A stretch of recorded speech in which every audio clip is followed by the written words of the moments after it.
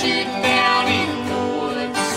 He wouldn't leave it even if he could. 'Cause life is good, yeah!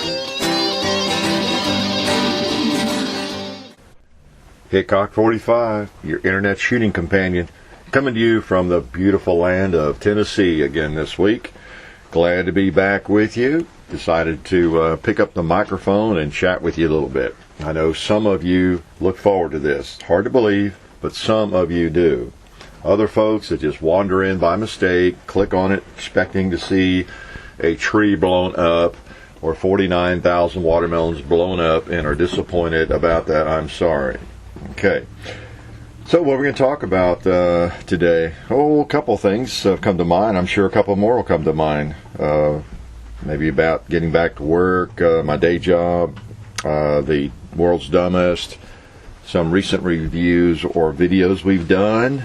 I want to talk a little bit about the SOCOM 16 and some of that. An interesting article in American Handgunner. Oh gosh, what else? I don't know. Gun of the week and whatever else comes to mind. And Gunner might have something to say. He's lying here chewing on a ammo box I threw down to him on the reloading room floor here, and you'll probably hear him growl, occasionally even bark at me, just try to get my attention. He's actually sleepy. It's like a baby, when they're tired, or a young child. They are determined not to be tired or sleep, but they really are. That's kind of where he is right now. So anyway, we'll chat with you a little bit here and see if you can stand it. I think I'll actually surprise you and start with the gun of the week today. How's that? Mix it up a little bit. Or gun of the show, maybe I should call it, since I'm going to not necessarily be doing this every week, but gun of the show, the gun I have in my hand today, whatever. Last show, the gun was, drum roll, yes, it was a pump shotgun, an 870. Interesting, several people guessed a lever gun. I guess it does kind of have that sound. We get right down to it. You're working that lever, the long, throw of the lever, slide of the bolt, that you also have with a pump shotgun. That long action. Well, I guess it's not longer necessarily, just you're under control of it, slower or whatever. I don't know what I'm talking about, but there must be some similarity. And anyway, it was not my high-tech, semi-tactical 870 DZSG. It was John's 870 plain Jane old police gun. He picked up several years back, the one with the wood stock. I think we did a video with that on just the basic 870, and that's the gun it was. So I wonder what it is this week. So I'm going to pick it up here and listen up. I may give you a clue or two. I will work the action now.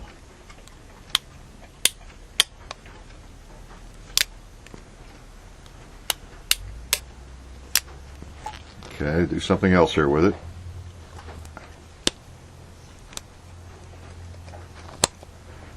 Probably can't tell what that is, unless you are a mind reader. And even people who can read minds, like myself, it is, I've noticed, more difficult to read a mind like through the radio or through the internet. In person it's not as hard, but okay, you can't really hear that very well. But I was doing something with a gizmo on the gun. Work the action again. I'm probably not going to pull the trigger. Gunner's making some sounds, scratching the carpet. That's not part of the gun. Gunner, you're interfering with the action of the week. He doesn't care. Okay, let me give you a clue now. No, not you, Gunner. It's a handgun of some sort, and it's a gun you've not seen much, and I don't think you've even seen me shoot it yet. But if you are a loyal, frequent viewer, have seen all the videos, you have actually seen this gun, just have not seen it fired yet, that is. It's a very appropriate gun for me to own. There's a good clue too. Alright, good luck. I want to say a few words about the world's dumbest. No, not about me. I'm only one of the world's dumb, not the dumbest. But the show, probably, if you're listening to this, you've seen that already and how that went. And I warned you last spring and tried to give you a heads up on it the other day. Again, I was a little reluctant to make a big deal out of it because I had a pretty good notion, because I had actually communicated quite a bit with those people. And as much as you can tell, just like the media, most of the media, I didn't fully 100% trust them. But the person I was communicating with, one of the producers, he didn't really assure me of anything, but he gave me an idea that they would, just have some fun with it. I forget what I actually communicated with him about exactly. It's been so long ago. Well, I know we exchanged lots of emails, and I made him very clear about my concerns of, names and information revealed, and just lending him these for some kind of gigantic anti-gun diatribe or something like that, and he thought he said they had some kind of holiday thing in mind and something like that. I don't know. I felt like it probably wouldn't be too bad because I had not even heard of the show until they contacted me, and I noticed that a lot of people have. As soon as I asked some folks about it, including some of my students, they all, oh yeah, they watched the thing. I had never heard of it. Couldn't even told you what True TV was at the time. But so I watched some of it, and I saw kind of what they do, and didn't figure it'd be too vicious. And they paid us a little bit, they funded some ammo for a few videos, you could say. So we went ahead and did it. And it turned out okay, actually. I know for some people, there have been a few people who have commented how they thought it was, bad, or, put gun owners in a bad light. And I guess a little bit of it did, but it was kind of typical of what you would see. It was goofy, just extra goofy. I mean, any comedian you watch anywhere, if the issue of guns come up, it's at least that bad or worse. But I thought most of it was okay, as a lot of you have commented. It really wasn't that bad. Kind of what you'd expect. And in fact, I thought the first couple or three, I don't know what you call them, but first couple of breaks or commentaries by the comedians they were not really critical at all, hardly. They were just, someone said, oh, yeah, that's how I'm going to carve my pumpkin next year, and different things like that. And the very first guy I thought that was a clever little line about being what'd she say, an educated, oh gosh, can't think of what she said, but pumpkin carver or whatever. That was pretty clever, because I had opened that video with telling everybody to forget everything they know about pumpkin carving. Here she sat there with a formal education in pumpkin carving and all this. So that was pretty clever. They were thinking a little bit on that. The one, where I'm shooting up the soda on New Year's, they went a little overboard with that, of course, but that's okay. What that really does, whenever you see that stuff, it just reveals the bigotry of people like that. That's really what they're looking for. It's so common that they don't think of it that way, I'm sure. If you're on the far left, or you might be on the far left and you're actually a gun owner, so I don't want to paint everybody on the far left that way, but a huge percentage. You don't even think about it, I'm sure. You just know. If you live in Alabama and you got a bunch of guns and a bunch of shotguns, you're just a redneck. I mean, that's, people like that from Hollywood and the far left, they just know that. It's not a question. There's no doubt in their mind. That's just a fact to them. You're just a bigot redneck. If you live in the South, deep South, particularly if you have no college degree, you own a couple of shotguns, and you hunt, you're just an uncouth bigot to them, when in reality, it's just the opposite. Now, granted, there are bigots everywhere. There's racists and all kinds of bigotry. Alabama, Tennessee, New York, Maine, Minnesota, California. I mean, that's everywhere, of course. Hopefully in small percentages. But they don't even, I don't think it even crosses their mind to second think that. So portraying someone celebrating New Year's and he put his hat on sideways and they're trying to be comical. They're trying to be funny, of course. And humor does require you to be a little edgy sometimes to be funny and to exaggerate, use hyperbole and all that. So I get that. But it just never occurs to them that they're the ones showing bigotry. It's just that simple, But anyway, by and large, it was pretty good. It was fine. It was not a big deal. And I know some people wonder why I would do that. Why would we, for any amount of money, and it wasn't the money. I was surprised they even offered to pay, really. And I think they don't always. It was, I was reluctant and said I wasn't sure about what they were going to do and all that kind of thing. And then he started talking about some money and a little bit of money and this sort of thing. And I continued communicating with them and everything. And I said, why not? Sounds okay, I guess. Plus, something people don't think about sometimes, like, Hickok, why would you do that? Why would you even take the chance? Or why would you do that? Why would you let someone make you look dumb or try to make you look stupid? Well, it's not that big a deal. This is mostly for fun, what we do. I don't mind people making fun of me. I make fun of people all the time. Ask my students. But, you got to have a sense of humor about things. You let them do their thing. Plus, the other thing is, think about it this way. It's kind of like the T&E guns. Most of you know this.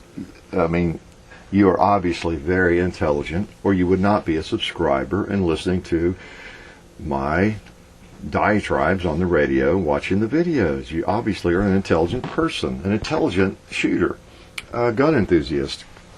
It's like the T&E guns. We all know they're not for testing and evaluation. I think I've talked about this before.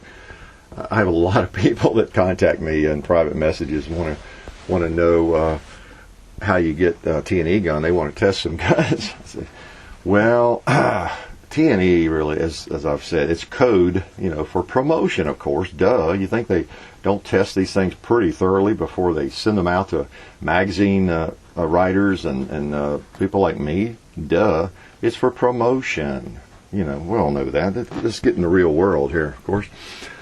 And, it's the, I don't know when I started doing that. I didn't even contact any of the companies until I guess I had around 40 or 50,000 subscribers. I don't remember, or more.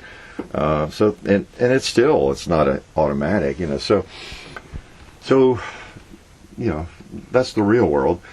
And with this, how many people with a YouTube channel, and I almost didn't do this. I think John kind of talked me into it at first. I was just, I don't know about that. There's no need to do that, But we talked about it, and John kind of loosened me up on it and everything. Okay, why not? Big deal.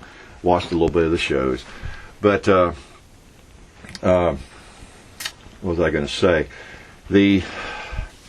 Think about it this way. If you wonder why I would do that,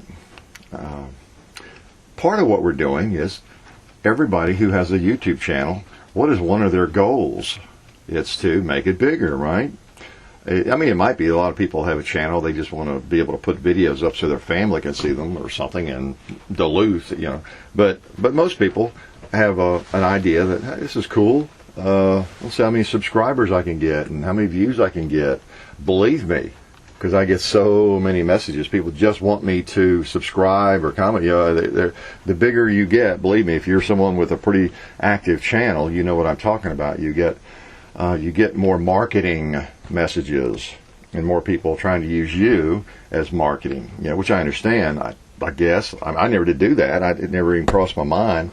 But anyway, a lot of people do that. So let's say someone's cruising along with 800 subscribers and they're looking to build a big channel, and someone from Hollywood calls, some company, like Meeting House, contacted me from World's Dumbest or anything like that, and wanted to use a video. Well, most people would just say, please do it. They wouldn't even ask any questions, probably, So it's a little bit of marketing, and to be able to get one of your videos, out there on a show or something like that. It's just happened to us a couple, 3 times here now. Just sort of happened, because of the silly stuff we do and everything. For some reason, they're not as interested in my review of a Glock 19. I don't know why, but of course most of what we do is that kind of thing, but we do a few funny things here and there, just having fun, not to get on some TV show, but that's the kind of thing they look for. And so anyway, it is good marketing, realistically, if you can just get more exposure. And that's a good thing, because the more people, I mean, based on what we do, we may be a little naive, or don't mean to sound egotistical, but based on the kinds of things we do, and I think have a reputation for doing, presenting firearms in a positive way, demonstrating, giving information about a lot of different common firearms, I think it's a good thing. The more people that see us, that see the channel, and getting into firearms, hopefully learn a little safety and about some the important aspects of firearms, and see how much fun it is. So hopefully we tap into some different, I don't know, call it markets, I guess, but tap into some different populations. The World's Dumbest, for example. Obviously, a lot of people watch that. Maybe who don't really care anything about firearms, or they just have a passing interest and never looked at a shooting video on YouTube and didn't realize there were any or something. I don't know. Maybe they see that and I got carving a pumpkin with a Glock. It's pretty funny. Let me see if I can find his video. And then they come in and they see, and maybe they are someone who thought that guns were just evil. All they knew about firearms was what they read on the front page of the morning paper, which is usually really left-leaning, and so maybe it gives them a different look at firearms. Who knows? I don't know. Maybe that's pie-in-the-sky thinking, but it can't hurt. Anyway, all that is to say that there are a lot of reasons to say yes to something like that, other than, just flipping a coin, okay? So we're all trying to build our channels up for the most part, as and be as successful as we can with it, and that's another little boost for us. I'm assuming it will be a little bit here and there. Bring in some new people from possibly different markets. So you can't hate that. Anyway, they weren't that hard on me. Try to have a sense of humor, as I think I said on the, I don't know, somewhere on a comment I wrote on the channel, that we don't want to come off as the paranoid knuckle draggers that they would like to portray us as, and just kind of laugh with them a little bit. So it really wasn't that vicious. And so, anyway, enough on the World's Dumbest. Just be glad that I am one of the world's dumbest, even though I did come in 20th. How's that? Well, let's change gears from talking about the dumb things, from the world's dumbest stuff, to something that maybe is a little smarter. How's that? Don't know how many of you read American Handgunner, but it's a great magazine. I have Gunner. Hey, speaking of Gunner's on the floor chewing on a... Actually, I finally threw him down a Glock magazine loader, one of those that comes with the Glock handguns. I never use those, so... you can imagine I have a few of those hanging around here from years gone by. I think so. Trying to find him something to chew on that wasn't so loud, but it didn't work so well. I hate to run him out of here. I did for a little while. He feels like I'm neglecting him since I'm not always out here with him anyway. But he's lying on the floor being a good dog. He just wants something to chew on. But I don't know if you've read American Handgunner. I noticed this edition I have is this year is their 35th anniversary, and I've been reading them for those 35 years and picking their magazines up or subscribing to them all that time. I remember back in the 70s finding it, and oh man, just being delighted, because I've always been more of a handgunner than a rifleman, as I have said in some of my videos. Didn't even own a centerfire rifle for a long time. Just really didn't. For decades, I guess. I just, since I didn't hunt, I just liked handguns. And still my preference. But I have, in the last 20 years, 25, I have gotten more into some rifles, and I enjoy those too.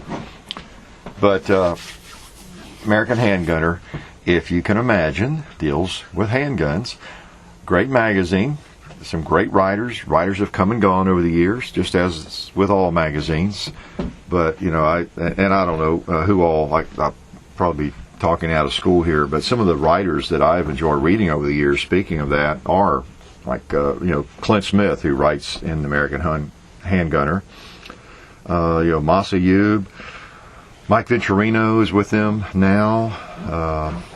Gosh, who else? I don't even remember. Skeeter Skelton and Elmer Keith, Jeff Cooper, all those old writers that I've been reading for decades, and some of whom are gone now, have appeared in many of the gun rags over the years. So I know we make fun of the gun rags, the gun magazines, because they tend to recycle some of the same articles over and over again. And I think they're not as bad about that as they used to be. I kind of got away from gun magazines for a while, quit subscribing to them, and just would pick up one every now and then. I really did. I went through a period of 7 or 8 years like that.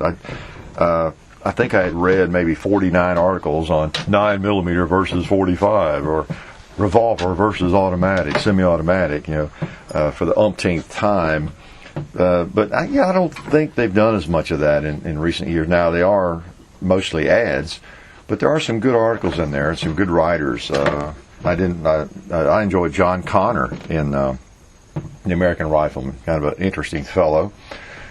And lots of good writers. Maybe they even watch my videos. Who knows? I doubt that. Yeah, you never know.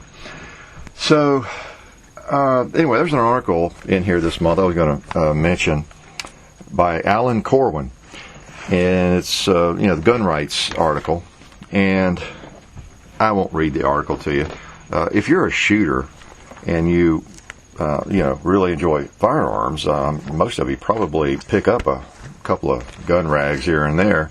And if you like handguns, the American Handgunner is, I guess, still probably the premier of those. I guess there are varying opinions. They do seem to focus on the 1911, always have more than anything else. But good stuff, here and there. And I always enjoy, reading most of it. This article, though, talks about something I think we need to be reminded of, and I try to do myself. It's on page 77. Again, this is the September-October edition, 2011, of American Handgunner, just to document what I'm talking about here.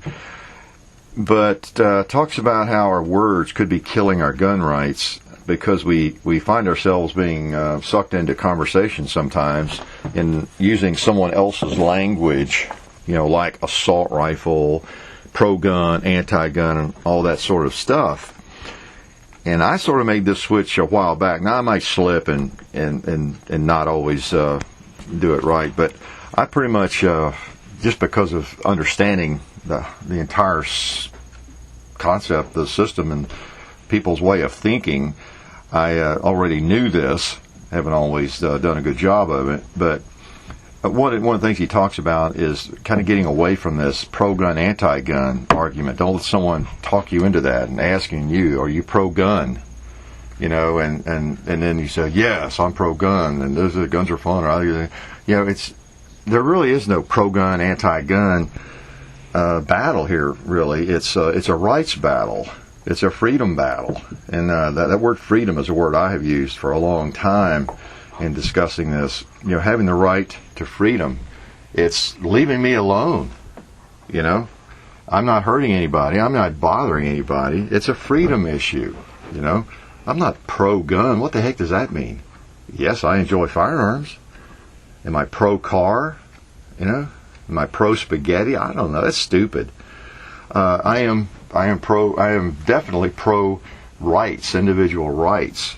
This collectivist mentality, socialistic, communistic, depending on how far it goes, but this collectivist mentality, my antenna go up fast when I sense that. I can sense that 10 miles away, the way someone's talking, the way someone manages.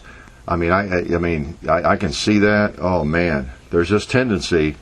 It's really easy. It's a whole lot easier to be a politician or a manager or anything and be a micromanager and, go for this collectivist mentality where you just control everything.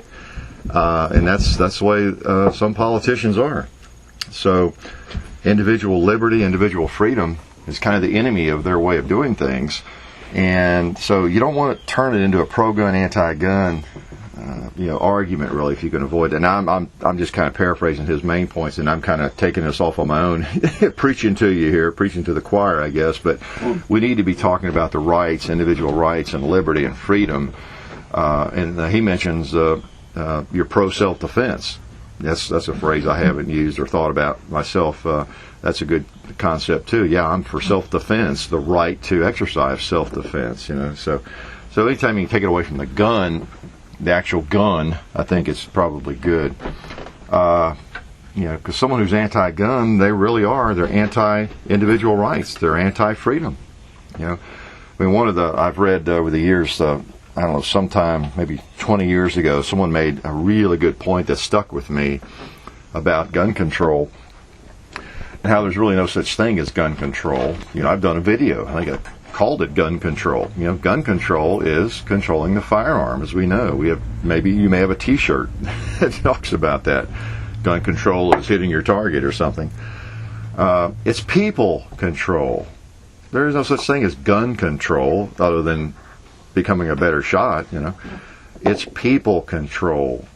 It's controlling what we do, what we can buy, what we can own, right? So you got to make that, and he doesn't mention that specific phrase in the article, but that's to me that's very important. Just realize there is no gun control if you haven't already figured that one out. It's people control. Who can own a gun?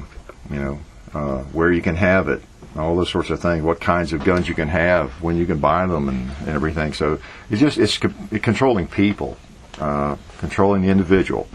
And so, living in a society, obviously, we have to have rules and regulations, or we have no society, we have anarchy. I'm well aware of that. But it's a people control issue. So there are folks out there who would like to control you and me to the point where we cannot buy a gun ever, or a piece of ammunition ever. They want to control us. They don't care about the guns. As long as they can control us, keep us from buying them, owning them, that's their goal, right? Okay. And the other thing he mentions is which you probably already know. He talks about several things. I recommend you pick that up and read it. But how assault, there's no such, well, there is a gun called an assault weapon, of course, fully automatic and all that. We can go into that. There is nomenclature in the firearms world where a particular firearm is called an assault rifle and has been used before. However, in the real world that we're dealing with, non-military, assault is used to describe, as you know, an assault weapon, anything that looks evil, anything that holds a lot of ammunition, semi-automatic, is considered an assault weapon. And so the anti-freedom group, anytime they can throw out that term, they think, and probably are, being more effective, right? But assault is a behavior. That's a thing for us to remember. It's a behavior. Anything can be an assault weapon. I'm looking at one of my brass hammers here on the workbench. That could be an assault weapon. If I hit somebody with it, right? My fist, if I hit somebody, it's an assault weapon.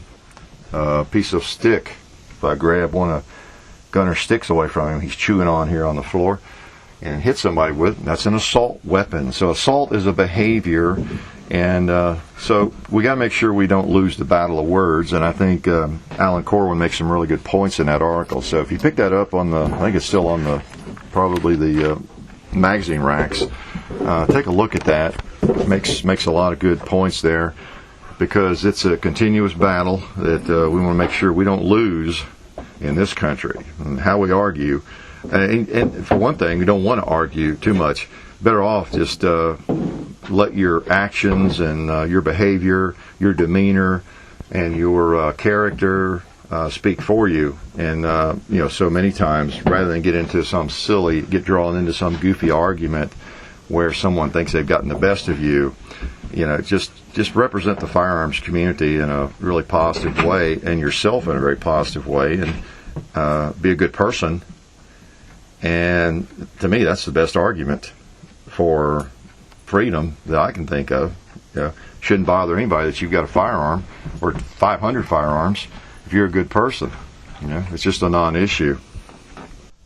And speaking of owning firearms, I have not mentioned this in a video. Even in the Chapter 2 video of the SOCOM 16, I had not made that decision at that point. We've not posted that, but we will be here for too long.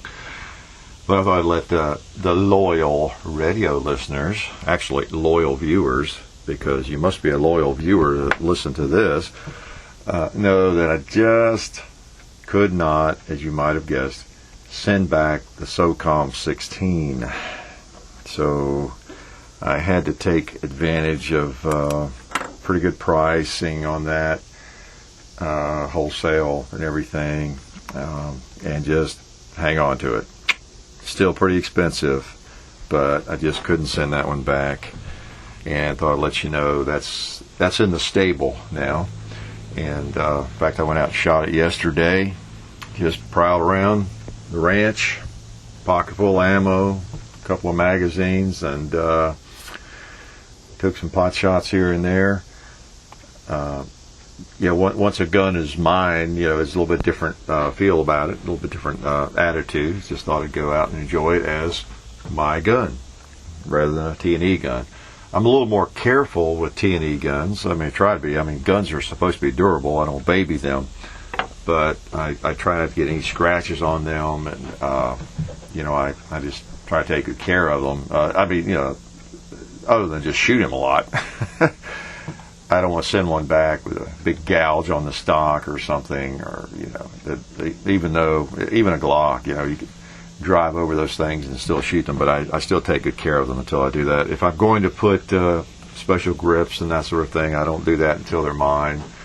Like the Glocks, most of my Glocks have the Talon grips on them, and I leave those off. I think I left those off. It's not a big deal. Those things just peel right on and off, so I could easily do that, but I generally don't put those on until the gun is mine.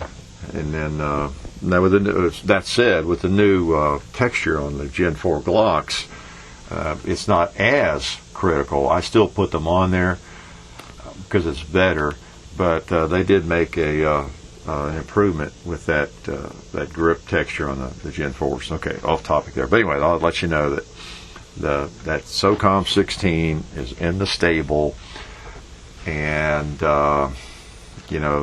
they let me keep the magazines they had sent. They had sent 3 10-round magazines, I guess. It even sent me a couple more 20-round magazines for. Springfield Armory. I don't know. You may have had bad service from them somewhere along the way. We've all had bad service with everybody, at some point. But they are really being good to the cause here, I have to say.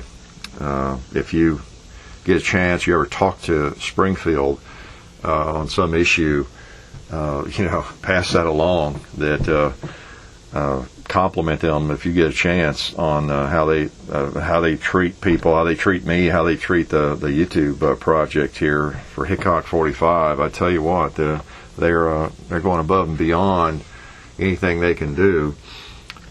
Sending me all sorts of stuff. Some of it's just advertising stuff. I could set up the range. It would look like a Springfield Armory booth at a convention, at the NRA convention or something. I don't do that really, but I don't know. I might for a kick sometime do something like that. But it's I've got all kinds of cool stuff they've sent, and they've even sent hats and shirts to the gun shop in Jolton, because they're helping me, and they're just a classy outfit. What can I say? As I think I've told you, I am back to my day job now of tormenting little kids. Oh man, is it fun? Is it fun? Oh yes, Pop Quiz City. I am just enjoying it thoroughly. So I'm back doing that, and it's always pretty hectic getting back into the groove, and some curriculum changes and some things that will require some special attention there. But we'll continue making videos. You'll see something every week. I'm assuming you will. You should. It's still sporadic. It will be sporadic. We don't really have a schedule. And John's pretty busy too. But we are able to get together a couple times a week, then, you know, unless weather throws us off, we'll continue with our to-do list, and post some crazy videos and some informative videos, hopefully, and some interesting videos, I hope. But we will continue the project, and if I don't get back to you, or or if the mail piles up on me or something, sorry about that. But so I have to be a little more careful about and selective about what I can answer, what I can't, perhaps. So keep your messages, brief. If you send me a message, and help me out on the channel as much as you can, you loyal folks, on the actual video comments and things. Send people away if they're acting up. Let me know if there's something really, really bad, obscene, or that sort of thing, like some of you have been doing. Appreciate it. And I'll talk to you later. I better wrap it up for now. Hope you get a chance to shoot and enjoy yourself with a firearm this week at some point, or this weekend. I know I will. So if you can't get to one, I'll get to one for you. How's that? So take care. You've been listening to the Hickok45 radio show. See you on the range.